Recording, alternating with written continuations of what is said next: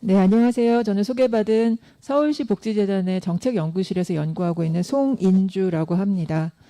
오늘 저는 중장년 1인 가구의 주거와 관련된 주제로 이제 발제를 맡았는데요. 앞 시간에 말씀해 주신 내용들이 상당히 이제 1인 가구 전체의 대상으로 다양한 논의가 이루어진 것 같아요. 근데 저희는 이 세션에서는 주로 중장년, 특히 중장년 전체 연령이라기보다는 전체 계층이라기보다는 중장년 중에서도 조금 위험 계층의 주거와 관련된 논의가 이루어질 것 같고요. 저는 이제 복지를 연구하는 사람이라서 이번에 이 주제의 발제를 의뢰받으면서 이제 주거 실태 조사도 분석해보고, 그리고 워낙 이제 제가 연구하고 있는 고독사 분야에 대한 연구 결과랑 이제 연결시켜보는 작업을 좀 진행했습니다. 관련해서 오늘 발제문을 이렇게 좀 준비했습니다. 중장년 1인 가구 위험과 회복을 위한 공간과 주거 지원 방향입니다. 네, 오늘의 발제를 위해서 먼저 이제 조금 필요성 이런 게 왜 필요한지 좀 검토해 봤는데요. 일단 1인 가구가 증가하고 있고, 특히 대도시 서울로 유입되는 1인 가구는 청년 중심으로 이루어졌다 이렇게 얘기할 수 있지만, 베이비 부머라는 큰 인구 집단이 퇴직 시기가 앞당겨지고 가족 해체, 핵가족화에 따라서 중장년 1인 가구의 증가도 굉장히 눈여겨봐야 하는 주제다 라고 말씀드리고요. 산업화 이후에 노인 1인 가구에 대한 사회제도적 지원은 다양하게 유지되어 왔습니다. 하지만 중장년 1인 가구는 미혼, 이혼, 또 핵가족화로 인한 다양한 위험에 놓여 있음에도 적합한 제도적 지원의 대상에서 제외되고 있습니다. 특히 중장년 남성 단독 가구는 사회 구조 속에서 수치심과 낙인감을 경험하는 적이 많고, 특히 이제 이런 수치심과 낙인감으로 인해서 자신을 방치하기도 해서 건강 문제, 특히 위험의 요인이 증가되고 있고 더 극단적인 상황에 놓이기도 합니다. 많은 선행 연구들에서 삶의 질은 주거의 면적과 주거 공동체, 주거 만족, 주거 환경 만족과 관련이 있음을 강조하고 있는데요. 1인 가구가 사는 취약한 주거는 삶의 질과 삶의 가치마저 훼손하여 심각한 상황에 이르게 할 수 있습니다. 이 발표문에서는 1인 가구 중장년의 주거 특성과 1인 가구가 경험하는 단절과 일상생활에서의 위험 등을 검토해서 중장년 1인 가구를 지원하는 다양한 정책적 시도 중에, 특히 이제 주거 정책의 아주 세부적인 내용은 제가 잘 모르기 때문에 전공 분야가 아니라서 관련된 문제들을 조금 해법을 좀 공간의 측면에서 그리고 주거를 통합해서 해법을 좀 다가가고자 합니다. 이후에 이제 많은 토론을 통해서 주거 정책과 관련된 아이디어를 덧붙여 주시리라 기대하겠습니다. 옆에 그림은 서울시의 1인 가구의 연령과 성별별 분포를 그림으로 제시하였습니다. 서울시 현황을 오늘은 주로 이제 다룰 텐데요. 20대 청년들 계층이 높고, 그 다음에 40대에서부터 65세 이하도 1인 가구 인구가 두텁게 존재하고 있음을 확인할 수 있습니다. 발표의 순서는 1인 가구의 분포와 주거 특성을 살펴볼 거고요. 서울시 중장년 1인 가구의 주거 특성과 실태를 보고, 서울시 중장년과 1인 가구의 위험, 특히 사회적 고립과 고립의 특성, 사회적 고립 대응 사례, 그리고 이런 중장년 1인 가구의 고립 완화를 위한 공간과 주거 제한, 이런 순서로 발표하겠습니다. 먼저 서울시 1인 가구의 분포입니다. 이제 앞에 본 발제와 발제들에서 1인 가구 분포들이 나왔는데요. 청년 계층과 중장년에서 봉우리처럼 봉긋봉긋 이렇게 올라오는 그림들을 다들 제시해 주신 걸 볼 수 있었습니다. 서울시의 1인 가구도 마찬가지인데요. 저는 이제 2021년 상반, 그러니까 1, 4분기에 서울 주민등록 통계를 보니까 서울시는 1인 가구가 무려 42%가 되었어요. 2인 가구는 이제 22%로 해서 1, 2인 가구가 굉장히 많은 비율을 차지하고 있는 상황을 볼 수가 있었고요. 옆에 이제 그래프들을 보시면 1인 가구 남성과 여성으로 제가 구분해서, 그리고 연령의 분포와 특수성을 조금 검토하시라고 자료를 조금 분석해 봤는데, 실제 1인 가구 남성은 이제 20, 30대 청년 계층에서도 폭넓게 아주 크게 높아져 있는 걸 볼 수 있고, 또 이제 40, 50대가 같이 이렇게 완만하지만 이렇게 올라와 있는 것을 확인할 수가 있습니다. 여성 인구는 좀 다른 양상을 보입니다. 20대는 높지만 좀 고령이 될수록 여성은 조금 더 두터워지는 것을 확인할 수 있습니다. 그래서 이 성별에 따른 특성들을 조금 주목해야 하고, 특히 중장년을 저희가 이번에 주목하고 있는데요. 중장년에 있어서는 이 남성에 주목해야 함을 이 그래프를 통해서 확인할 수 있었습니다. 서울시 1인 가구의 분포와 주거 특성입니다. 1인 가구가 많은 자치구, 제가 뭐 열거를 좀 했는데 일단은 그래프를 통해서 충분히 눈으로 보실 수 있습니다. 관악구, 강서구, 송파구, 강남구, 마포구, 광진구 순이고요. 특히 이제 이들 1인 가구가 주로 단독주택 다가구에서 거주한다. 앞에 발제에서도 이미 다 얘기를 해주신 부분인데요. 특히 이제 이 그래프상에 진하게 표시된 그림이 그 그래프의 위에 부분이 주택 이외의 거처라든가 비거주, 다세대, 연립주택을 표시한 선입니다.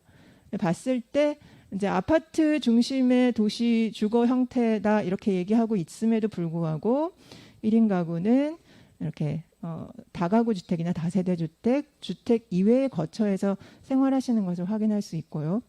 특히 제가 남성에 주목하겠다라고 미리 말씀드렸는데 1인 가구의 자치구별 남성 주거 특성을 보셔도 이제 패턴은 비슷하지만 특히 단독주택 다가구 그리고 주택 이외의 주거에서 평균보다 훨씬 더 많이 거주하고 계신 걸 확인할 수 있었습니다.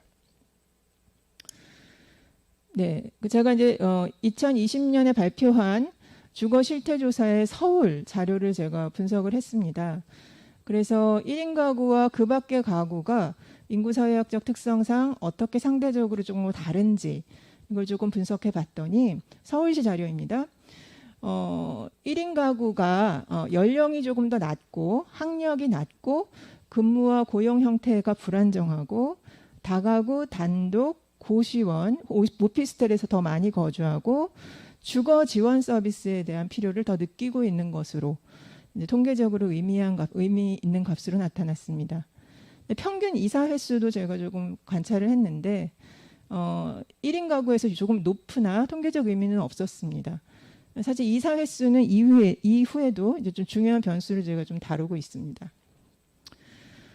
서울시 1인 가구의 분포와 주거 특성 계속 좀 보시면 일단 상관관계를 조금 살펴봤는데요. 1인 가구의 일반적인 연령, 생활비, 경상소득, 이사 횟수, 거주 공간수, 주거비 간의 상관관계를 전체를 좀 봤습니다. 그랬더니 연령이 증가할수록 생활비, 경상소득이 줄어들었고요. 이제 우리가 알고 있는 상식선의 내용이죠. 이사수는 늘었습니다.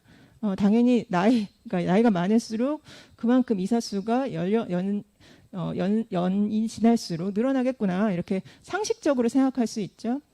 근데 이제 연령이 증가할수록 월세 전세 보증금은 줄어들었고요. 그만큼 이제 자산의 규모가 줄어들었다 이렇게 볼 수도 있겠고, 소득과 생활비가 증가할수록 이사수는 줄고 공간과 방수는 늘고 주거 비용이 늘어나는 것을 볼 수 있었습니다.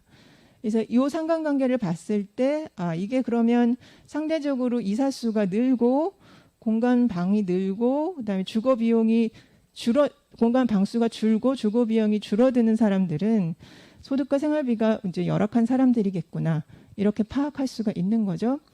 근데 연령, 소득과 주거 안정이 관계가 있었고요. 그러니까 소득과 주거비 증가에 관계가 있음을 확인할 수 있었습니다. 근데 실제로 우리가 이제 소득이 증가하면 서울시의 1인 가구들은 이제 주거비에 좀 더 많이 투자를 하는 것을 확인할 수 있는 거죠. 자, 중장년 1인 가구의 주거 특성입니다. 이제 서울시 전체 1인 가구를 봤다면 중장년으로 좁혀 온 건데요. 중장년 1인 가구의 주거가 말씀드린 것처럼 다가구, 단독주택, 다세대 이런 순으로 특히 이제 고시원에서 거주하는 경우도 상당히 나타나는 것을 볼 수 있었고, 그리고 이제 그러니까 점유 형태는 보증금이 있는 월세가 43%였습니다. 그래서 월세에서 주로 거주하는 것을 확인할 수 있었습니다. 그 외에 1인 가구의 주거 형태와 중장년 1인 가구의 주거 형태를 조금 비교한 건데요. 조금 더 두드러지는 비율이 바로 다세대 주택의 비율입니다. 다가구 다세대가 1인 가구 중장년에서는 훨씬 더 많이 나타나는 것을 확인할 수 있었습니다. 중장년 1인 가구의 주거 실태 계속 이어갑니다. 서울시 중장년 1인 가구의 주택 가격은 평균 한 4억 정도였고 다른 연령대보다 좀 낮은 편이었습니다. 중장년 1인 가구의 월세 같은 경우는 평균 36만 원, 그 전세 보증금 평균은 1억 4천만 원, 다른 연령대보다 이 부분은 높은 편이었습니다. 보증부 월세는 평균 38만 원, 보증금 없는 월세는 평균 27만 원, 39세 미만에 비해서 이 보증금 없는 월세의 경우 많이 떨어지는 것을 볼 수 있었습니다. 그래서 중장년이 그러니까 보증금 없는 월세에 사는 경우 이제 열악한 주거 상태를 유지하고 있겠구나라고 추정할 수 있겠습니다. 또 전용 주택 면적은 평균 11평 정도로 나왔고요. 전반적으로 이제 주택에 대한 이제 불안, 전월세 불안 요인 중에 전월세 불안, 그러니까 전월세 임대료 인상에 대한 불안과 관련돼서 매우 좀 높은 편이었습니다. 다른 연령대에 비해서 중장년이 훨씬 더 높은 편이었고 내 집을 보유해야 한다라는 생각에서는 다른 연령대보다 보유해야 된다라고 생각하는 생각이 낮았습니다. 그래서 그 이유를 좀 살펴보니까 일단 돈이 있으면 그러니까 생활이나 기본적인 생활비에 쓰겠다 이런 생각이 중장년에서 좀 더 있는 것 같았습니다. 그렇게 생각한 이유는 아마도 전반적으로 경제 수준이 낮기 때문이다라고 판단됩니다. 1인 가구의 주거 실태 만족도, 이제 주거의 만족도가 주거 환경 만족도를 좀 살펴보면요. 이것은 이제 중장년 1인 가구와 그 외의 1인 가구를 비교해 봤는데요. 중장년 1인 가구는 그 외의 1인 가구보다 주택 만족도가 낮았고요. 주거 환경 만족도도 낮았고 주거 지원 프로그램이 필요하다는 응답의 비율이 높았습니다. 중장년은 노년기 전 단계로서 수입과 지출이 많은 연령이라고 생각할 수 있지만 1인 가구의 경우는 좀 달랐다. 이렇게 생각되는데요. 평균 수입이 앞 연령보다 낮고 자가주택 비율도 낮았습니다.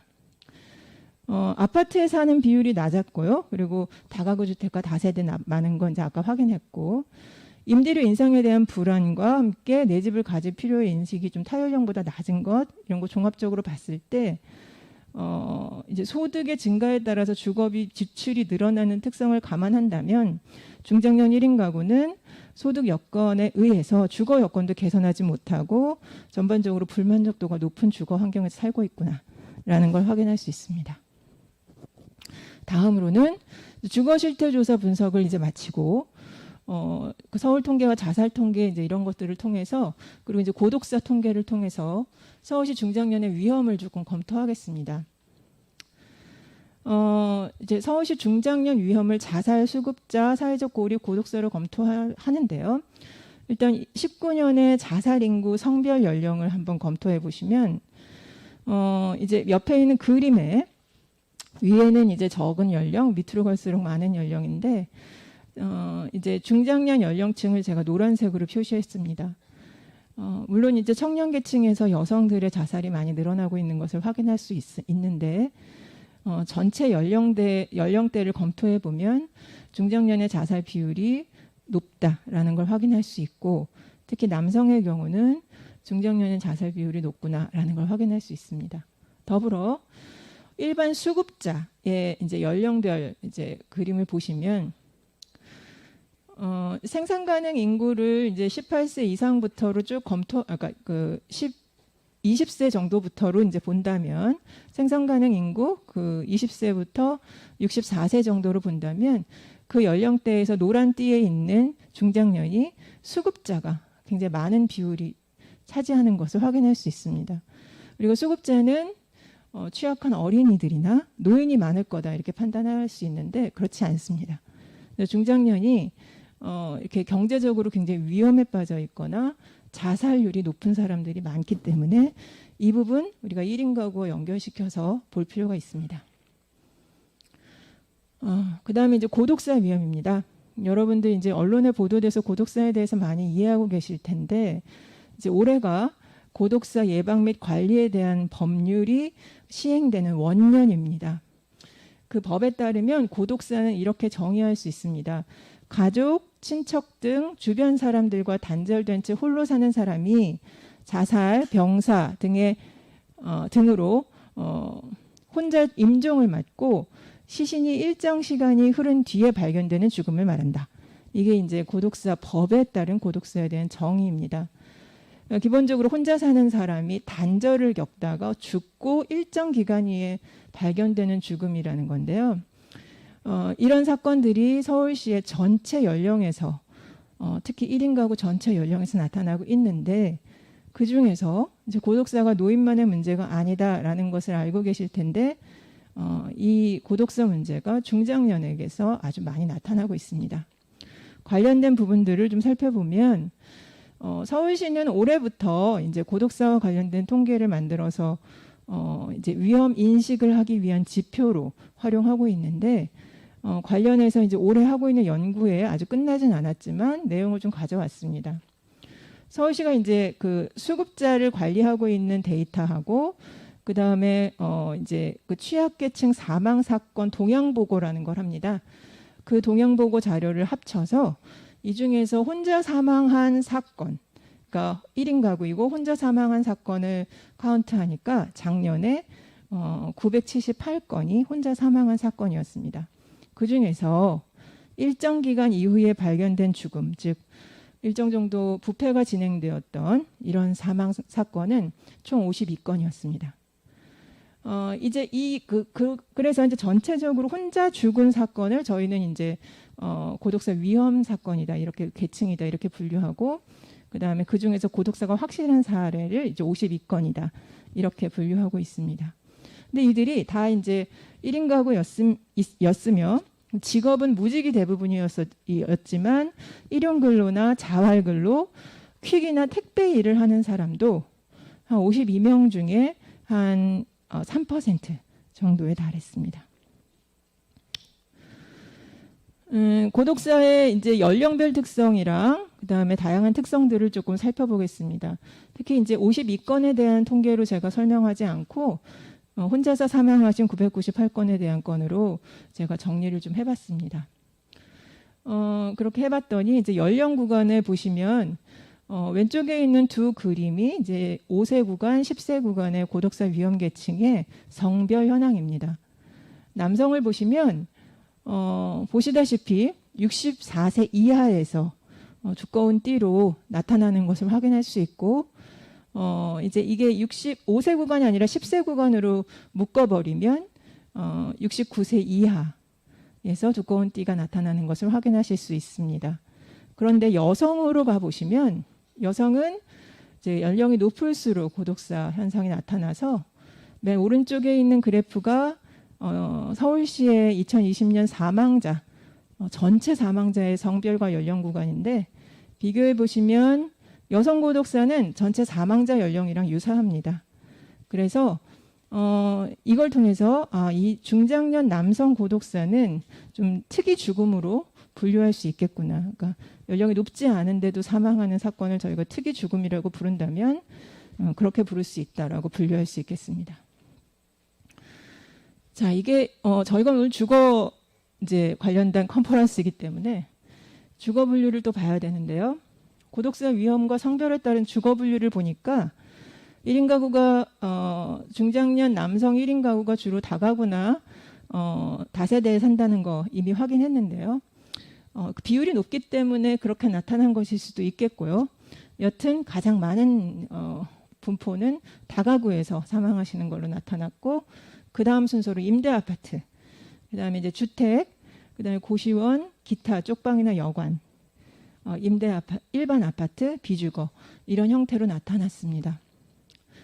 저희가 이제 다룬 자료들은 서울시의 공공 서비스와 관련된 데이터들이었기 때문에 이들이 대체로 공공의 어떤 지원이나 모니터링을 받고 있었던 사람이다라는 것이 나타났고 또 하나는 이분들이 사망 직전이나 그 뭐 1년 정도 사이에 한 상담 기록을 통해서 보니까 남성의 경우 특히 건강 문제에 대한 암이나 투석, 장애가 있는 것과 관련된 어려움을 많이 호소하셨고, 경제적 어려움, 부채와 생계곤란, 그다음에 단절이나 거부로 인해서, 그러니까 주겠다는 서비스 거부하고 병원에 가는 거 거부하고 이웃에 대한, 그리고 공공에 대한 불신으로 거부하는, 그리고 생활관리가 문제가 있어서 쓰레기 문제, 냄새 이런 걸로 민원에 시달리는 이런 사례들이 있었습니다.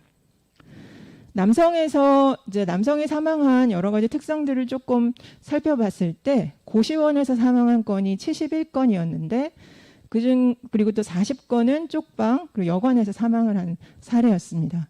여성에서 잘 안 나타나는 특성인데요. 이런 부분들 좀 주목해야 합니다. 취약한 임대료가 낮은 고시원, 쪽방, 여관에서 남성들이 사망한다. 이런 거 확인할 수 있고요. 그리고 고독사 위험층에 대해서 이제 공공이 모니터링하는 것뿐만 아니라 저희가 중요하게 보는 것 중에 하나가 이제 최초 발견자인데 최초 발견자가 집주인과 관리인. 근데 이 사람들은 주로 밀린 어떤 월세라던가 관리비 이런 걸 독촉하기 위해서 찾아간 경우입니다. 그래서 이제 사망한 상태에서도 누군가의 독촉을 받는 과정에서 발견되는 이런 좀 외로운 사람들이다라고 확인할 수 있겠고, 그 외에는 이웃과 가족이 발견하는 경우도 있고, 최근에는 요양보호사나 동복지 담당이 확인하는 경우도 늘어나고 있습니다. 네, 이제 이렇게 이제 여러 가지 어려움과 생활관리의 어려움 이런 것들이 드러났고요. 특히 남성이 건강 문제에서 좀 두드러진 어려움을 나타냈고, 그 밖에 생활 문제에서도 남성이 더 많은 문제점들을 드러냈습니다. 네, 이제 질병을 보면 이제 1인 고독사 하신 분들의 질병 현황입니다. 그 고독사 위험 계층의 질병 현황입니다. 주로 이제 당뇨, 고혈압, 노쇠, 또 약물 중독, 간경변, 심근경색 이런 것들을 가지고 계셨는데, 특히 남성들은 당뇨, 알코올 중독, 간경변 관련된 질환들로 앓다가 돌아가신 경우가 많았고, 여성은 고령이기 때문에 고혈압, 노쇠, 치매 같은 질환들을 가지고 계신 걸로 확인됐습니다. 이제 남성의 주거 특성, 그리고 남성이 사망 시에 누가 돌봐줬나 이런 것도 한번 살펴보면 앞에도 얘기했지만 기본적으로 1인 가구 중장년이 거주하는 다가구 주택, 고시원 이런 것 중에 남성들이 고시원, 쪽방에서 더 나타난다 이런 걸 확인할 수 있습니다. 네. 자, 이게 고독사 문제는 사실은 우리가 이게 현대 사회에서 의료 서비스나 이런 것들을 거부하고 혼자 죽는 것인가 이렇게 생각할 수 있는데, 사실은 이제 고독사 문제는 저희는 사회적 고립의 문제다 이제 이렇게 보고 있습니다. 고독사 문제는 사회적 고립의 치명적인 결과로 인식하는 그런 다양한 연구들이 있고요. 고립에 대해서는 이제 관계망의 질, 양 이런 게 극단적으로 나빠져서 벌어지는 상황이다 이렇게 보실 수가 있고요. 이 사회적 고립이 특히 죽음에 영향을 미친다 이런 연구들이 상당히 있습니다. 이제 OECD는 이 사회적 고립을 아플 때, 돈이 필요할 때, 마음이 힘들 때 도와줄 사람들의 수로 측정을 하곤 하는데요. 한국이 이제 이 측정치에서 도와줄 사람이 아무도 없는 사람이 한 27%로 나타났는데, 미국과 일본 등은 한 10% 내외로 나타나서 한국이 매우 높은 겁니다. 고립은 연령과 학력 격차가 있고 이제 모두의 문제가 되고 있기는 합니다만 여전히 연령이 높을수록 또는 학력 격차가 해서 학력이 낮을수록 이제 고립 문제가 좀 심각한 것으로 나타납니다. 또 고립은 이게 성격적인 특성이다 이렇게 보는 개인적인 요인으로 보는 특성과 개인적인 요인에는 이제 건강이 나빠서 생기는 것이다 이렇게 보는 이제 시각들이 있고요. 그 다음에 지역사회적인 특성, 그러니까 지역사회에 관계망이 부족하거나 지역사회의 기관이나 부대 시설, 뭔가 커뮤니티를 이용할 수 있는 무언가가 없을 때 발생한다 이런 어떤 관점들도 있습니다. 그래서 이제 이런 관점에서 보면 재개발 지역이라던가 기반 시설이 굉장히 부족한 노후된 주거 지역에서는 이 지역사회 요인이 고립을 부추길 수 있습니다. 근데 이제 지역사회 요인은 특히 노인들의 특성에서 많이 나타난다라는 연구들이 있습니다. 더불어 저희가 이제 계속 고독사와 관련된 현황을 분석하고 연구하고 있는데, 이런 고립과 외로움의 감정적인 어떤, 그러니까 관계망의 특성 그리고 정서적인 특성이 사실은 발생하는 지역이 좀 이렇게 일정 정도 지역이 있습니다. 그런 것들을 보면서 감정이 전염되고 이런 고립의 기운이나 외로움의 느낌이 지역사회에서 전염되는 문제, 이런 문제도 있을 수 있겠다라고 보고 있습니다. 또 이제 고립의 문제는 우리가 요즘 잘 알고 계시는 은둔형 외톨이라는 문제로 이제 공간의 개념으로 고립 개념이 확대되고 있고요. 또 하나 이제 공간의 고립은 최근에 이제 쓰레기집과 같은 문제로 이어져서, 쓰레기집은 치우고 나면 한 80% 다시 쓰레기집이 됩니다. 그래서 집 안과 밖에서의 삶이 다른 1인 가구에 대한 문제의식과 상담을 지원하는 차기도 필요한데요. 실제로 이 공간적 고립은 최근에 코로나19로 인해서 우리한테 굉장히 익숙한 삶의 방식이 됐고, 이것이 빨리 이제 정상화되는 과정들을 밟지 않으면 우리가 이제 공간 고립과 관련해서 좀 치명적인 상황을 계속 많이 경험하게 될 거다라고 우려됩니다. 또 하나 이제 이 고립과 이동성을 많이 이야기합니다. 아까 제가 이사수를 주거 실태조사할 때 분석한 이유가 이 이동성과 관련성을 좀 보고 싶었거든요. 통계적으로 유의하진 않았으나 여튼 1인 가구가 조금 더 이동하는 것으로 나오긴 했습니다. 그러니까 주거가 안정하지 않고 계속 이동하는 사람에게서 고립 문제가 조금 두드러진다라는 연구들이, 선행 연구들이 있고요. 또 이제 주거 취약과 주거 과부담, 주거비 과부담, 이런 문제들이 고립을 이제 늘리게 하고 또 건강 지표를 나쁘게 해서 이제 문제가 된다라는 겁니다.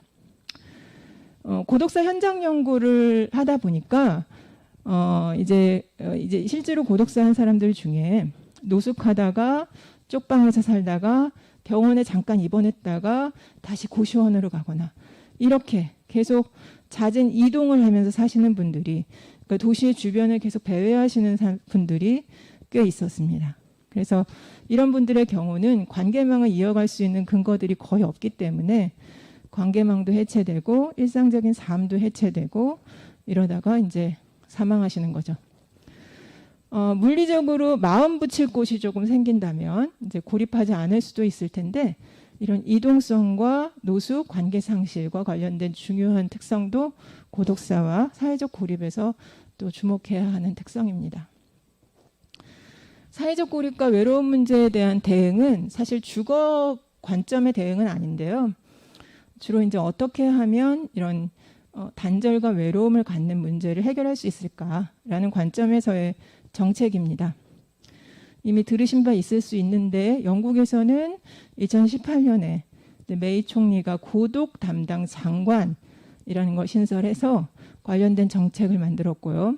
그래서 영국의 정부 종합 대책을 발표해서 핵심은 이제 고립 위험이 있는 사람들을 지역사회를 중심으로 지역 의사인 GP가 찾아내서 이 사람들에게 사회적 처방을 주고, 사회적 처방이라는 게 우리는 약 처방을 주는데 그게 아니라 사회적 활동에 대한 처방을 주는 거죠, 의사가. 그래서 장기적인 서비스 계획을 통해서 쿠킹 클래스라든가 걷기 운동 이런 것들을 하게끔 지원하는 방식입니다. 이런 정책들은 좀 여러 가지 방식에서 응용되고 있습니다. 서울시에서도 이제 고독사와 관련된 예방을 위해서 사회적 고립 대응 사업을 올해까지 계속 이제 4년간 실시하고 있고, 기본적으로 찾동과 함께 지역 주민이 함께 발견하고 발굴하는 체계를 운영하는 방식으로 운영되고 있습니다. 그래서 주민들을 교육시켜서 실제로 이제 고독사를 발견할 수 있는 사람들은 가까이서 같이 사는 주민이다라는 관점에서 우편물이 쌓이거나 도시가스를 아예 사용하지 않거나 아니면 너무 많이 쓰거나 이런 사례들에 방문해보고, 인기척이 없는 집, 불이 켜져 있거나 아직 꺼지지 않는 집, 이런 집을 확인하고 그래서 동주민센터에 신고하고 조기 발견하는 안전망을 운영하고 있습니다. 그 외에도 이런 어떤 발굴과 발견을 위한 네트워크를 운영하는 사업을 진행하고 있고, 특히 이제 이 중장년의 특성이 이제 자기를 방치하다 보니 벌어질 수 있는 일일 수도 있고, 기본적으로 중장년 1인 가구에 대해서는 사회적 낙인이 좀 심하기 때문에 그런 수치심을 위해서 모든 서비스들을 거부하는 경우가 많습니다. 그래서 거부자에 대한 대응 방안을 마련하기 위해서 서비스를 직접 신청할 수 있도록 다양한 안내문을 배포한다던가 지속적인 안부를 확인한다던가 이런 접근을 공공과 민간이 함께 하고 있습니다. 사회적 고립가구를 지원하기 위해서는 이제 지역사회 관계망도 중요하지만 사실은 중장년은 인터뷰해 보면 그런 얘기를 많이 하십니다.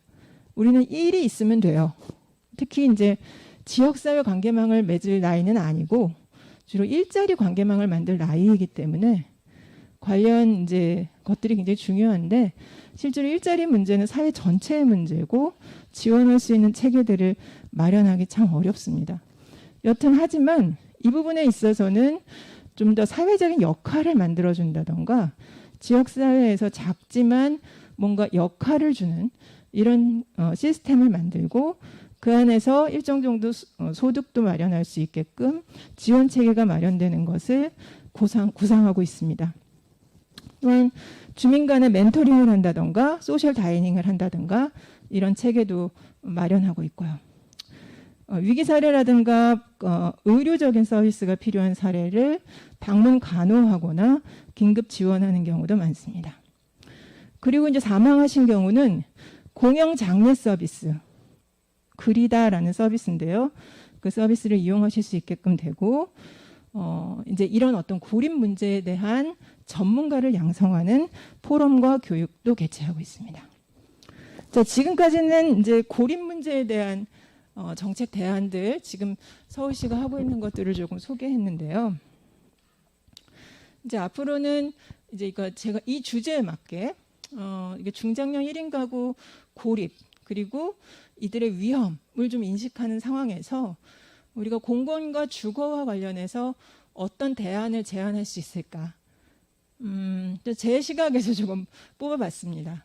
일단 이번에 이제 실태조사를 분석하고 고독사 현황을 보면서 중장년 1인 가구의 주거와 고립, 고독사 문제의 어떤 키워드 이런 걸 조금 생각해 봤습니다. 일단 이들은 주거 불만족과 삶의 질 저하 상황에 있다. 그리고 이제 굉장히 주거 상황이 나쁘고 여러 가지 위험 상황을 같이 가지고 있는데 도움 체계는 부족하고 도움 체계가 마련되어야 된다. 이런 게 이제 중요한 내용이고요. 그런데 실제로 이제 중장년 같은 경우가 제도적 사각지대에 있는 경우가 많기 때문에 이 부분 서비스 차원에서 사회복지 체계 안에서 강화되어야 하는 부분입니다. 또 하나 사회적 네트워크와 역할을 부여하여서 새로운 자극을 얻도록 지원하는 것이 필요한데요. 이 부분도 정책적으로 이런 내용들을 갖추고 있는 경우가 상당히 없기 때문에 서울시를 중심으로라도 중장년을 대상으로 한 취약한 분들의 초점을 맞춘 이런 네트워크와 역할 부여 사업들이 다양하게 이루어져야 될 것 같습니다. 또 원룸이나 다가구 주택, 고시원, 여관이 중장년, 남성, 1인 가구의 위험이 많은 지역이다. 이렇게 좀 볼 수 있는데 이 지역이 이런 주거가 밀집되어 있는 지역을 중심으로 안전망을 좀 만들 필요가 있겠다. 이렇게 말씀드리고요. 또 1인 가구에 대한 시선의 문제가 좀 있는데요. 앞서도 말씀드렸지만 어쩌다가 이렇게 1인 가구로 혼자 살아라는 기본적인 도덕적 수치심을 느끼고 살아가세요. 특히 남성의 경우 가부장제 사회에 더 많은 이제 학습을 받으셔서 더 많습니다. 그래서 기본적으로 사적 공적 서비스에 대한 거부가 크고 다 거절하세요. 그래서 이제 공공이나 민간에서 특히 중장년은 만나기가 쉽지 않습니다. 그래서 이들을 보는 시선을 개선해야 하는데요. 낙인감이 없이 일상을 회복할 수 있는 지원 체계가 굉장히 필요하겠다 이렇게 생각됩니다. 그런 어떤 이제 중장년 남성 1인 가구라는 어떤 특성들을 좀 잘 고려할 때 저는 이제 좀 이 제3의 공간, 제3의 장소 이론에 근거해서 이런 게 조금 지역사회에 많이 필요하지 않을까라는 의견을 드립니다. 중장년 1인 가구는 이런 낙인감을 최소화할 수 있는 지원 프로그램이 만들어지려면 뭔가 자신을 증명하고 등록하고 회원이 되고 이렇게 이름을 드러내는 방식이 아니라 익명성을 유지한 채로 최소한의 관계망을 유지할 수 있는 식사도 하고 대화도 하고 여튼 사람들과 접촉할 수 있는 그런 어떤 장소가 반드시 필요하다. 실제로 당장 이들에게 빨리 주거를 어떻게 개선해 주지 못한다면 위험이 밀집되어 있는 주거 지역에 제3의 공간을 마련해서 이들이 조금 다양한 활동을 할 수 있게끔 서포팅해야 되겠다. 그걸 어떤 지자체의 기금이라던가 다양한 방식을 가지고 진행을 하면 좋겠다라고 생각합니다. 그 장소가 아주 아름답고 거창하지 않아도 되고요. 동네 마을 상점에도 만들 수 있고 교회의 한 켠에 만들 수 있고 이렇게 민간과 공공이 함께 공유하는 공간으로 아주 다양한 공간이 만들어질 필요가 있겠다라고 생각하는 편입니다. 이건 주거에 대한 지원은 아닌데 저는 이제 이런 공간이 아까 얘기한 그런 지역사회 요인 이런 것들을 개선하고 이제 이런 익명성이 강조되는 도시의 특성, 그 다음에 낙인감이 많은 중장년의 특성을 잘 반영하는 어떤 이제 공간에 대한 제한이라고 주장하는 편입니다. 또 이제 골목을 활용한 주민 연결의 새로운 구상, 이것은 이제 골목이 다 없어져 가고 있기는 한데 여튼 고독사 사업에서는 여전히 골목을 통해서 골목 안에서 동네의 문제를 얘기하고 협의하는 반상회 이런 것들을 다시 이제 옛날로 회귀하는 것 같기는 하나 그런 과정에서 동네 문제를 얘기하고 고립된 사람들을 함께 걱정하고 이 안전망 역할을 하게 되는 것 이런 걸 좀 확인할 수 있었습니다. 그래서 이 사례가 조금 강화되기를 바라고요. 근데 이 사업의 경우는 조금 익명성을 넘어서야 되기 때문에 지역적 특성이 좀 필요할 것 같습니다. 또 하나 중장년의 경우는 여전히 이제 상담을 해보면 나는 일자리가 있으면 된다. 다음에 새로운 어떤 가능성들을 탐색할 수 있다. 이렇게 이야기하는 경우들이 상당히 있습니다. 그래서 중장년 1인 가구를 위한 주거 선택은 너무 지속적으로 장기적인 계획을 세우는 것보다는 조금 유동성이, 그러니까 변동 가능성을 내포할 수 있게끔 그래서 유연하게 계약하고 또 다른 사정이 있으면 나갈 수 있는 그런 주거여야 하겠다라고 생각이 됩니다. 그래서 이제 공공주택의 계약 조건 그리고 이제 입주자 선별 조건 이런 것들이 조금 더 그런 차원에서 검토되면 좋겠다라고 생각하고요. 그 다음에 이제 주거 안에서도 고립되지 않도록 하는 연결에 대한 모색이 중요하겠다. 그래서 이미 이제 서울에는 이제 사회주택과 관련된 정책 지원 체계가 있는데요. 그런 이제 쉐어하우스나 코하우징 같은 서구의 여러 가지 모델 중에 서울에 적합한 이런 주거 모델을 통해서 커뮤니티 공간을 통해서 일상의 일부분, 그러니까 식사를 하거나 이런 것들은 공유하고 그다음 개인의 프라이버시는 유지되는 이런 주거가 공급되는 것이 필요하겠다 생각합니다. 또 하나는 이제 중장년층 같은 경우도 소득 증빙을 하면 임대주택이나 매입 임대주택 충분히 들어갈 수 있는데요. 그런데 이제 이게 임대주택에 들어가신 이후에 고립되는 경우가 상당히 있습니다.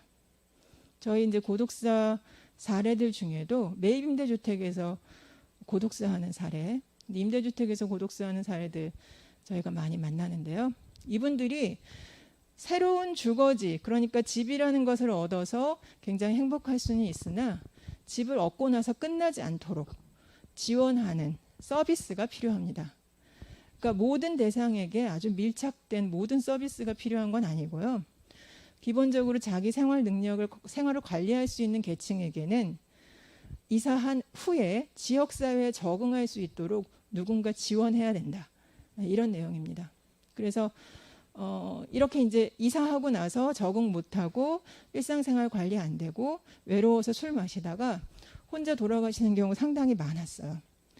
그래서 일단 공급을 해주는 임대주택뿐만 아니라 지역사회 기관들과 연계해서 지역을 소개하고 지역의 자신을 알리고, 그걸 제가 데뷔라고 표현했는데, 새로운 지역사회에 데뷔하는 이런 것들을 지원하는 서비스도 함께 모색이 될 때 취약한 중장년 1인 가구를 위한 좀 적합한 지역사회 주거 지원이 되지 않을까라고 생각해 보고 있습니다.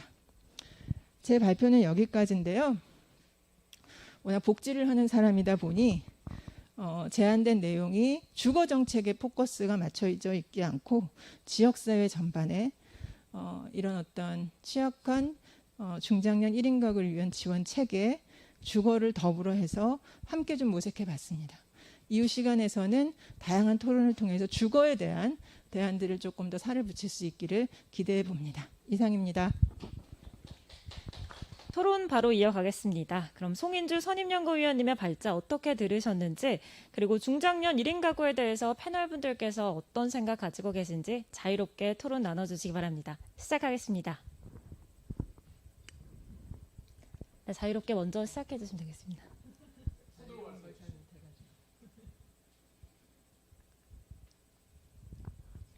네, 먼저 해주셔도 되겠습니다.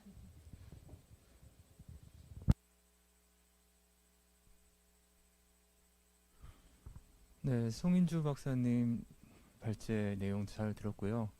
일단 저희 같은 경우에는 작년에 대학동 고시원을 취재를 하면서 그러면서 이제 40, 50대 중년분들, 그런 분들을 실제로 많이 만나 뵙고 또 얘기도 들었습니다.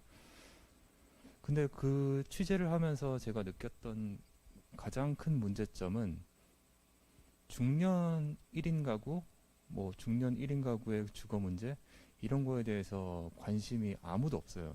뭐 실제로 또 그렇고, 뭐 국회의원들도 몇 번 만나보면 중년 1인 가구 뭐가 문제야?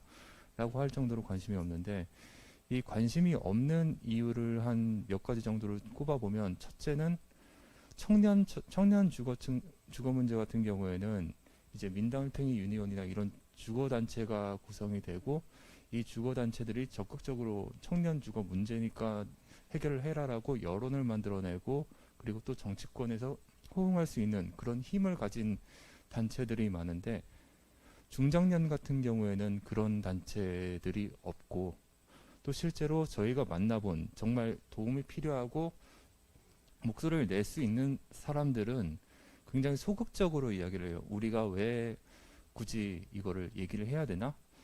괜히 내가 얘기해봤자 뭐 들어줄 것도 아닌데 뭐 그냥 이대로 살지. 약간 이런 식으로 스스로 소극적이고 적극적으로 목소리를 내는 계층이 없다라는 것과, 여기에서 이제 또 연결돼서 나오는 게, 이제 그러다 보니까 언론도 관심이 없어요. 네.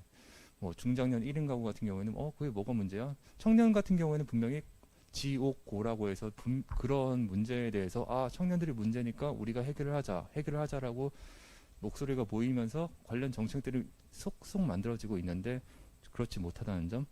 결국엔 이렇게 여론이 관심이 없다 보니 정치권에서도 관심이 없습니다. 네. 관심이 있는 정치인들도 있긴 했었는데, 그렇다고 해서 뭐 이렇게 심층적으로 뭐 자기의 주요 주제로 가져가서 뭐 법안을 적극적으로 만들거나 이런 건 아니었고, 그냥 국정감사장에서 이런 게 있으니까 한번 검토해 봐라 라는 것 정도의 관심인 거고, 그러다 보니까 이제 이분들 같은 경우에는 정책의 사각지대에 놓이게 되는 그런 것들이 문제로 작용이 되고, 그렇기 때문에 이분들에 대한 관심이 좀 어떻게 관심을 모아줄 수 있을까, 이런 부분에 대해서도 좀 고민이 필요하지 않을까 하는 생각입니다.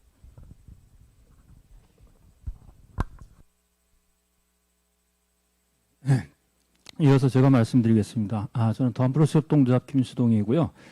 송인주 박사님 이제 그 발제를 들으면서 중장년 1인 가구 문제가 그냥 느낌으로 이럴 것이다 했는데, 실제 이제 구체적인 이 데이터를 통해서 이렇게 확인해 보니까 정말 많은 어려움이 이 실감나게 이제 전해졌고요.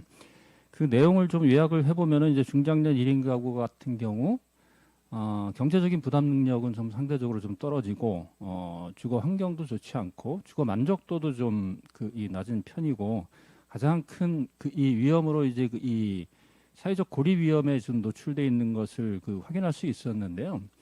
과연 그렇다면 이런 이 중장년 1인 가구를 위해서 필요한 주거는 어떤 주거가 필요할까 이런 생각을 해봤을 때 좀 경제적으로 이제 부담 가능하면서 적정 주거 환경에서 고립되지 않고 이웃과 함께 어울릴 수 있는 집이 필요하지 않느냐 이제 이런 생각을 좀 해봤습니다. 근데 과연 이런 이 주거의 변화가 현재 주거 체제로 가능한가? 저는 이제 이런 좀 문제 인식을 가지게 됐고, 그래서 오늘 좀 토론을 통해서 좀 말씀드리고 싶은 내용은 중장년의 경우 이제 다양한 가족 모델을 지원하는 주거 체제로의 변화가 필요하다. 좀 더 이제 이 어떤 주거 체제의 변화를 얘기하는지 구체적으로 좀 설명을 드리면은.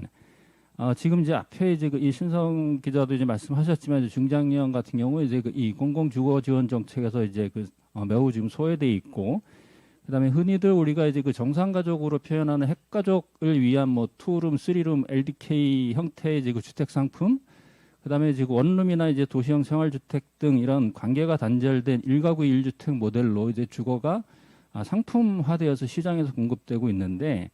중장년 1인 가구 같은 경우 이제 이런 이 공공에서도 소외되고 민간 주택도 사실 이제 경제적으로 하기가 이제 어려운 이 편이기 때문에 상당히 지금 현재 주거 체제에서는 이제 본인들이 원하는 주거를 찾기가 매우 어려운 게 현실이라는 거죠. 이어서 이제 좀 더 근본적인 문제는 우리가 지금 혈연 중심의 가족이 아니면 1인 가구인 현실인데 과연 1인 가구는 혼자만 살아야 되는가? 저는 이런 좀 문제 제기를 좀 하고 싶고 1인 가구가 또 다른 다양한 가족을 이룰 수는 없는가? 이제 이런 가능성을 한번 좀 우리가 함께 생각해 봤으면 좋겠습니다. 근데 현실에서 우리가 이제 이 주위를 둘러보면 이미 적지 않은 이 사람들이 비혈연의 이제 다양한 사회적 관계를 맺고 가족을 이루어서 살고 있는 것을 확인할 수 있습니다. 뭐 이미 이제 뭐 책으로 이제 많이 이제 소개가 되었지만 뭐 여자들이 살고 있습니다라든지 셋이서 집 짓고 살고 있습니다만 또는 이제 뭐 공덕동 하우스나 이제 비비 주거 공동체 등 이제 이런 스스로 이제 주거 문제, 생활 문제를 갖다가 이제 협력적으로 풀어가고자 하는 사회적 가족이나 이제 이 주거 공동체들이 있는데. 사실 이들의 이제 이런 이 자발적 시도들은 현재 주택법이나 이제 금융 체제에서 정말 너무나 많은 이제 어려움을 겪고 있습니다. 그래서 이러한 자발적인 시도들을 지원하는 공유 및 사회적 소유를 촉진하는 제도 개선이나 주택금융 솔루션이 좀 시급히 마련됐으면 하는 이 바람이고요. 이들 위해 이제 뭐 보편적인 1인 가구에 대해서는 우리 지금 현재 사회주택에서 이제 많이들 시도하고 있는 코리빙 하우스 모델이 상당히 의미 있는 모델이 아닐까 생각합니다. 그래서 개별 가구만 공급할 것이 아니라 공유 공간과 커뮤니티 매니저를 좀 배치해서 자연스럽게 지역사회에서 부담스럽지 않고 느슨한 교류가 가능하도록 주거 환경을 좀 바꿔 나간다면은 1인 가구 주거 문제, 그다음에 우리가 이제 사회적 고립 문제를 해결하는 데서 매우 의미 있는 시도가 되지 않을까? 저는 그렇게 생각하면서 제 의견을 드립니다.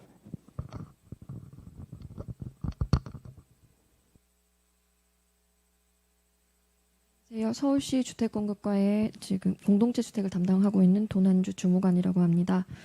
2014년도부터 해서 이런 어떤 공동체 주택, 공유주택 이런 관련된 업무를 좀 하고 있는데요. 지금까지 이제 모델을 보면 대부분 한 90% 정도는 가족 중심의 어떤 공동체 주택, 코하우징 형태의 주택 모델이었던 것 같아요. 실제로 수요에 대한 부분이나 아니면 현재 공동체 주택을 해서 공유주택 형태로 해서 살고 있는 분들을 보더라도 이제 많은 비율이 가족 형태이다 보니 1인 가구에 특화된 특히 어떤 중장년에 대해서 집중해서의 주거 모델에 대해서는 좀 많이 정책적으로도 좀 부족했던 부분이 있었던 것 같습니다. 그리고 실제 수요에 있어서도 이 중장년들의 특징을 보면 앞에서도 이제 좀 설명을 해주셨지만 어떤 그 외로움이 생기거나 개인의 문제가 생긴다고 하더라도 이 부분을 어떤 지역사회나 아니면 같이 사는 사람들끼리 같이 나눠서 뭔가 개인의 문제를 해결하기보단 어떤 그 고독을 더 좀 택하는 부분들이 있는 것 같고, 이 부분에 이제 주거 문제까지 겹치다 보니 현재 최대한 최소의 주거의 어떤 비용을 통해서 해결하고자 했던 부분들이 좀 있었고, 이 부분이 실제로 이 1인 가구의 중장년들의 비율은 높지만 실제 주거 정책에 있어서 좀 반영되는 부분들이 좀 부족했었던 것 같습니다. 실제 그 1인 가구 중에 특히 40, 50, 60대 중장년들 경우에는 이 지금 1인 가구 문제들이 저희 이제 그 우리나라 특히 서울에만 국한되는 문제는 아니더라고요. 실제 유럽의 EU 이제 국가들을 보거나 아니면 이제 미국의 경우를 보더라도 이 1인 가구 중장년층의 어떤 문제들은 대부분 어떤 그 사회적 이혼이나 아니면 사별이나 아니면 아예 자발적으로 결혼하지 않은 그 비율들이 이제 점점 그 비율들이 너무 많이 높아져서 이 지금까지의 주거 정책의 대상은 아니었지만 최근 10년간의 어떤 비율을 보고 실제로 이 코하우징 형태, 같이 사는 형태에 대한 어떤 근본적인 주거 정책에 있어서의 정책들을 좀 고민을 하고 있었던 것으로 확인이 됐습니다. 특히 이제 스웨덴 같은 경우를 좀 사회를 봤었는데요. 이게 중장년들이 같이 사는 주택들을 이제 만들고 이 주택들을 실제로 정책적으로도 모니터링을 하는 과정을 거쳤는데, 보면 가장 핵심이 뭐냐라고 했을 때 어떤 느슨한 관계를 유지하면서 본인들의 주거에 대한 프라이버시를 확보할 수 있는 주거 공간에 대한 부분들은 이제 그 배려하는 그런 주택 정책에 아주 많이 좀 그 집중이 되어 있었고요. 실제로 이분들의 주거 만족도 또한 높았습니다. 그래서 그 이 앞쪽에서 설명해 주신 데이터를 봤을 때에도 이 중장년들 1인 가구들에 대한 그 주거 부분에 대한 그 주거 자체에 대한 취약성, 주거 임대료에 대한 부분, 그리고 공간에 대한 어떤 취약성에 대한 부분이 실제로 그러면 정책적으로 지금까지 사례들을 봤을 때 함께 사는 주택으로서 주거의 어떤 문제도 해결하면서 그 공간에 같이 공유하는 공간과 프로그램들이 좀 유지된다라는 방향이 좀 공통적인 어떤 시사점이었던 것 같습니다. 그래서 그 이제 시에서도 지금 그 1인 가구를 위한 중장년에 대한 그 주거 모델에 대해서 현재 좀 고민을 하고 있는 상태이고요. 여기에 가장 핵심은 그 지불 가능한, 내가 좀 낼 수 있는 임대료를 가지고 그리고 오래 살 수 있는 주택, 그리고 핵심은 내가 어딜 가지 않아도 이 주택 내 안에서 이웃들과 원할 때는 프라이버시를 지키면서 내 주거 공간에서 있을 수 있지만 실제로 원할 때는 이웃들과의 어떤 교류를 할 수 있는 공동체 공간이라는 게 있는 게 좀 핵심이라고 방향을 좀 잡고 있습니다.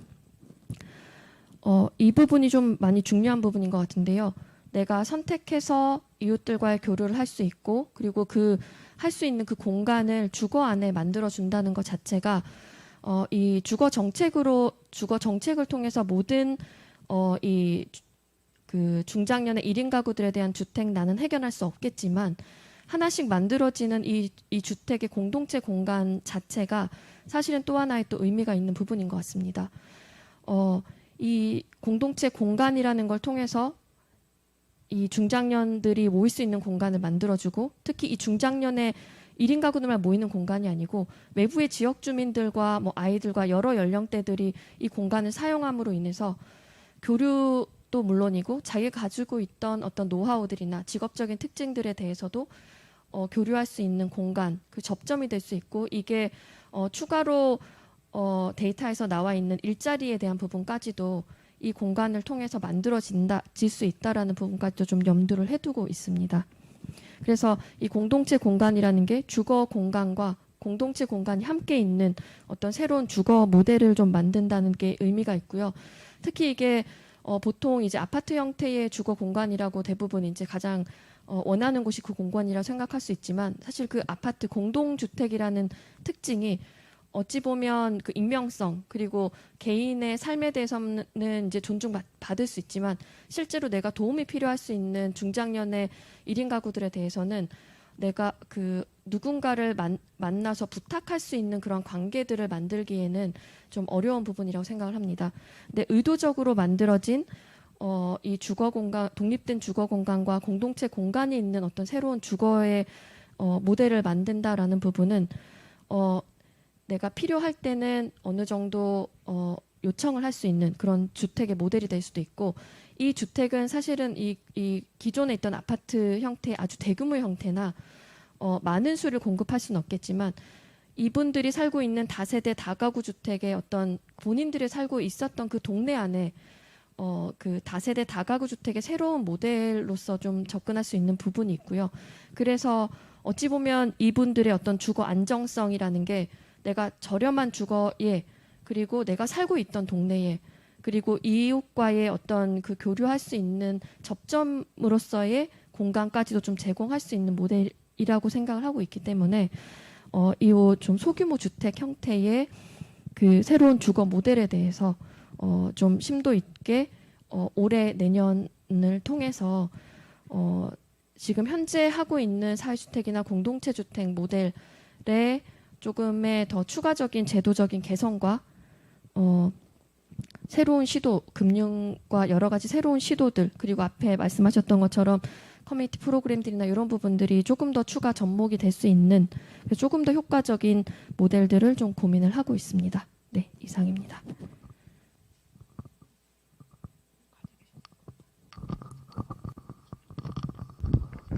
네, 말씀 고맙습니다. 다양한 이야기 해주셨는데요. 먼저 이 중장년 1인 가구의 목소리를 내는 창구가 부족하다 이런 말씀해 주셨습니다. 아무래도 여론의 관심이 우선시 되어야 할 것 같은데 지금 댓글에서도 알 수 있습니다. 저희가 청년 문제에 대해서 이야기 나눌 때는 댓글이 정말 많이 올라왔는데 지금 한 분도 안 올려주고 계세요. 여러분의 관심이 우선시 돼야 하는 문제인 만큼 댓글 많이 남겨주시기 바랍니다. 네, 대체적으로 사회적 고립 문제를 많이 짚어주셨습니다. 느슨한 교류가 중요할 것 같아요. 제 주변에도 그렇고 요즘 중장년층도 비혼을 선택하시는 분들이 많은데 너무 밀접한 교류는 부담스러워하실 경우도 있을 것 같습니다. 사회적 관계를 맺어가는데 또 따로 살기도 원하고 그렇다면 이런 관계는 어디서 맺어야 하나 하는 생각을 계속해서 하게 됐는데요. 또 저는 개인적으로 궁금한 게 경제적인 문제도 짚어봐야 할 것 같아요. 아까 발제 내용에서도 통계 자료에서 경제적인 이유로 또 고립이 된다 이렇게 말씀해 주셨는데 재취업이라든가 뭐 중장년층이 경제 문제를 해결할 수 있는 방법 이런 건 또 어떤 것들이 있을지 말씀 나눠주시면 좋을 것 같습니다. 의견 부탁드립니다.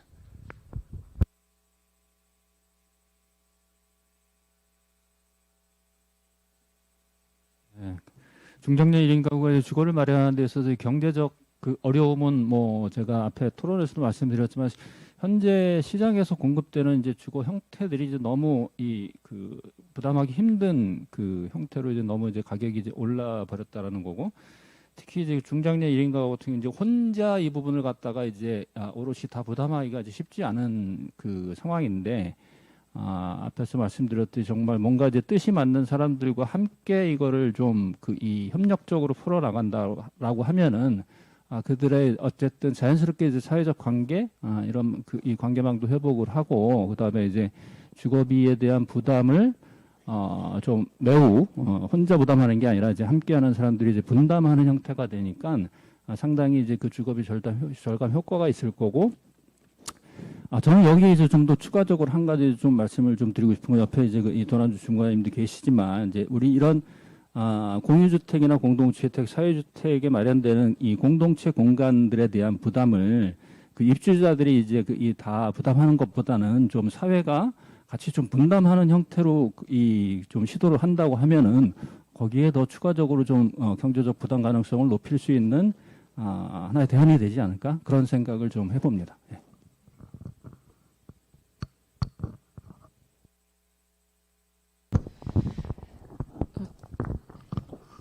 내가 지금 이제 도난주 주무관님이 그 내년에 관련해서 연구도 하신다고 하고 이제 올해인가요?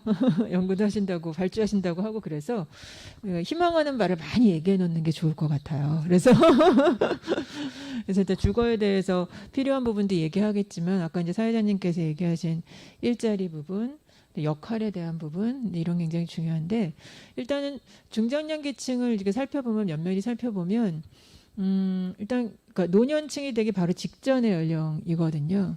그래서 사회적으로 굉장히 안정되어 있고 기반을 마련하고 있는 층과 굉장히 극단적으로 어려운 층 사실은 좀 구분이 돼요. 그래서 기반을 마련하고 있는 층은 사실 정책 대상이 될 것 같지는 않고요. 그러니까 저희가 중장년 1인 가구의 경우는 청년 1인 가구 같은 경우는 전체 청년이 대상이 될 가능성이 높으나 중장년 1인 가구 주거 정책은 좀 더 취약한 그 계층에게 좀 더 포커스 맞추는 것이 훨씬 낫지 않을까. 저는 이렇게 좀 생각하고 있습니다. 그렇다면 이미 주거를 점유하고 있는 사람들은 당연히 대상이 안 될 거고 다양한 이유로 혼자 사는 사람들 물론 이제 앞에 발제에서는 기러기 아빠도 얘기가 되기는 했었으나 저는 전체를 다 포괄하기보다는 여튼 취약한 사람들에게 초점을 맞추면서 조금씩 펼쳐나가는 방식이 좋지 않겠나라고 생각하는 편이고요.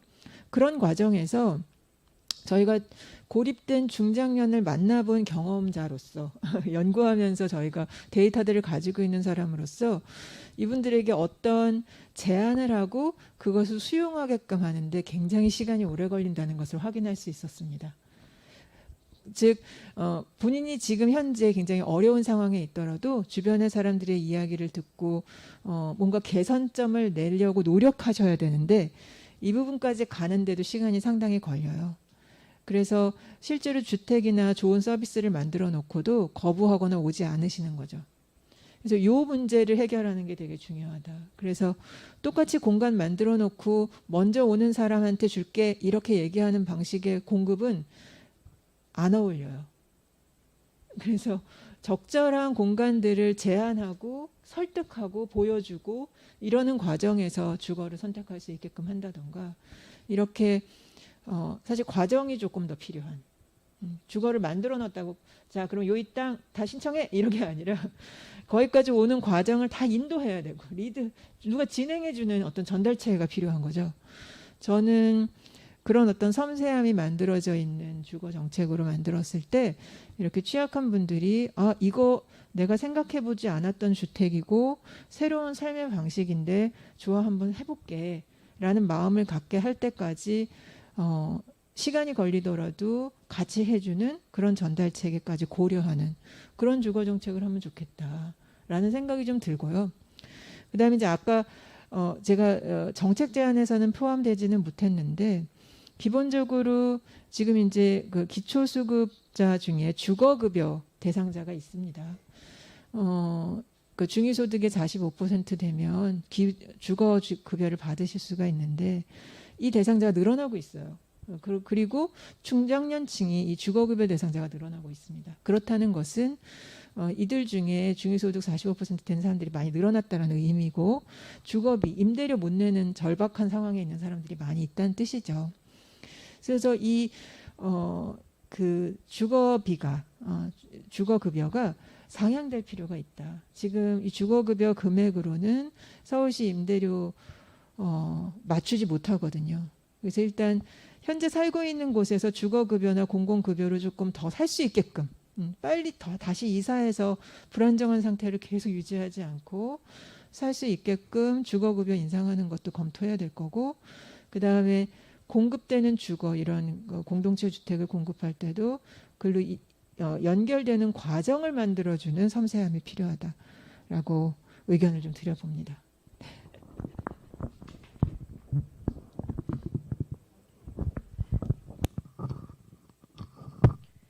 그 말씀하셨던 것처럼 이 지금 어떤 같이 사는 주택의 형태에 대해서는 좀 정책적으로 고민을 하고 있는데요.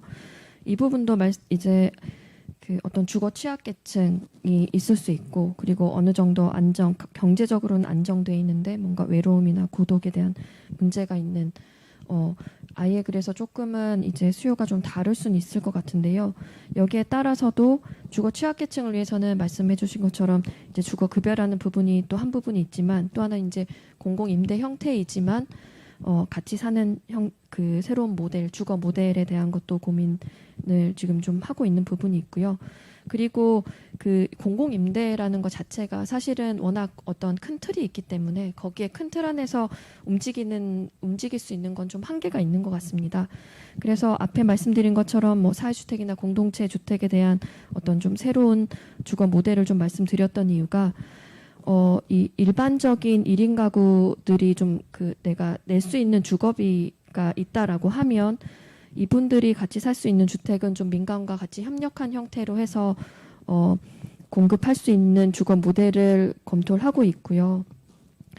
이 모델 자체가 조금 말씀드린 것처럼 공동체 공간이 있다라고 말씀드렸는데 이 공동체 공간이라는 걸 활용을 해서 새로운 어떤 이 공간으로서의 역할, 사람들의 교류하는 것도 있지만 이 교류가 있다라는 것 자체는 또한 새로운 일자리들이나 새로운 여러 가지 일거리들이 좀 만들어질 수 있다라는 부분이 있는데 이게 기존에 이 주택에 살고 있는 입주자뿐만 아니고 다른 외부의 지금 중장년들이 활용을 할 수 있겠지만 실제로 앞에 말씀드린 것처럼 성향상 내가 직접 가서 개인이 뭔가를 내가 일자리를 여기서 이 공간을 활용해서 하겠다. 아니면 새로운 뭔가 창업을 하겠다. 이러기에는 실제로 이제 좀 어려운 부분일 것 같습니다. 그래서 좀 한편으로 고민하는 부분은 이분들은 내가 소속감을 원하는 분도 있지만 아니 원하시지 않는 분도 있지만 또 원하는 분들이 또 많을 거라고 보고요.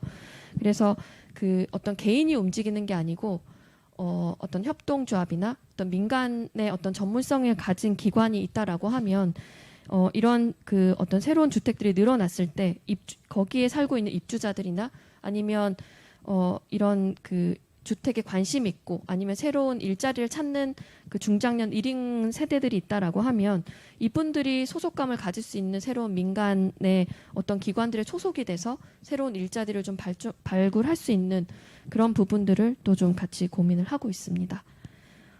네, 이상입니다. 네, 말씀 고맙습니다.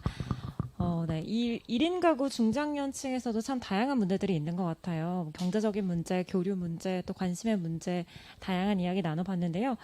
시간 관계상 이제 한 분씩 이야기 나눠주신 소감 한마디씩 들으면서 마무리하도록 하겠습니다. 네, 신상호 기자님부터 부탁드립니다. 네, 일단 소감보다는 서울시 관계자분이 계시기 때문에 또 한 가지만 부탁을 드리면 제가 대학동 고시원에서 이제 취재를 할 때 고시원을 직접 살아보려고 몇 군데 알아본 적이 있거든요. 그런데 대체로 보면 굉장히 시설이 열악하고 방도 좁고 기본적인 부엌이나 이런 시설도 없는 상황이어서 이런 걸 좀 주거 기준이나 이런 것들을 좀 꼬치꼬치 물어보니까 나가라고 하더라고요. 그냥 너 같은 놈 안 받는다 뭐 이런 식으로. 예. 거의 대부분 그런 식이어서 이게 좀 저희가 고시원들을 다 다녀보면 서울시에서 9.11 고시원 사태 이후에 서울시 내에서 적용하는 고시원에 대해서 적용하는 주거 기준이라는 것들을 만들었는데 대학동 고시원에 가보면 그 기준 자체가 거의 무용지물이다시피 될 정도로 뭐 부엌 같은 것 당연히 없고요. 화장실은 제가 본 걸로는 방 40개 정도가 있는데 화장실 2칸 있는 것까지 봤습니다. 네, 그 정도로 열악하고 그분들은 어떻게 화장실을 이용을 하냐. 그냥 공원으로 간대요. 공원으로 뛰어가거나 뭐 이런 식으로 매일 그렇게 전쟁을 치르고 하는 경우가 다반사여서 좀 이런 부분에 대해서 사실 서울시가 제정한 고시원 기준이라는 것 자체가 소급 적용이 안 되게 돼 있거든요. 그러니까 그거에 대해서도 도시연구소나 이런 쪽에서도 굉장히 많은 아쉬움을 표명하고 있는데 좀 더 적극적으로 그런 현재 있는 고시원들이 좀 더 나은 주거 환경을 제공할 수 있도록 좀 더 지금의 규정 자체를 소급 적용하거나 아니면 거기에 대해서 시설을 개선했을 경우에 좀 더 적극적인 인센티브를 준다거나 하는 그런 대책도 좀 생각해 주십사 하는 말씀을 드립니다.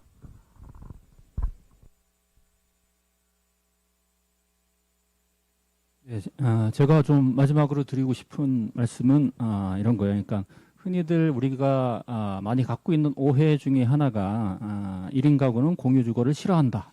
이렇게들 이제 생각하는 부분들이 많이 있는데 저는 그렇지 않다고 생각합니다. 무슨 얘기냐면은 사실 우리가 너무 이제 그런 이 다양한 형태의 그 공유 주거 형태를 경험하기 힘든 현실 때문이라고 생각을 하고요. 그래서 어떤 이런 좀 다양한 시대가 좀 많이 확산이 돼서 노출이 되면은 이런 인식들도 이제 바뀔 것이라고 생각하고 제가 이제 그게 자신 있게 아니라고 이야기하는 사례들은 이유는 많은 이 적지 않은 이 그 주거 공동체나 이제 공유주택, 코리빙 하우스 같은 경우에 있어서 당사자들의 주거 만족도는 일반 주거에 사시는 분보다 월등히 높습니다. 그래서 이런 부분들은 우리가 좀 오해라는 거를 마지막으로 한번 좀 드리면서 제 이야기 마치도록 하겠습니다.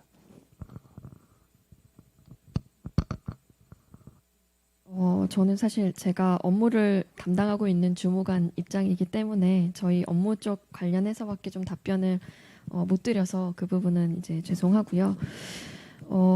지금 이런 새로운 주거 모델을 만든다는 것 자체가 사실은 주거 모델이 그냥 물리적인 공간만 제공해서는 되는 게 아니고 제도적인 부분, 뭐 금융적인 부분, 그리고 실제로 이제 입주할 어떤 그 입주자들에 대한 분석에 대한 부분 되게 좀 복합적인 부분인 것 같습니다. 그러니까 새로운 주거 모델을 만들 때 특히 이 복합적인 이 부분을 이 민간에 있는 분들, 그러니까 민간 협력으로 해서 사실 새로운 모델을 만들 때 조금 더 시장에서 그 실제로 수요자들의 맞춰진 어떤 정책이 될 수 있을 것 같고 주거 모델이 만들어질 수 있을 것 같고요. 이 계속 논의만 하는 게 아니고 실제 연구도 진행되고 그리고 이 새로운 주거 모델이 좀 만들어졌을 때 체감할 수 있을 것 같습니다.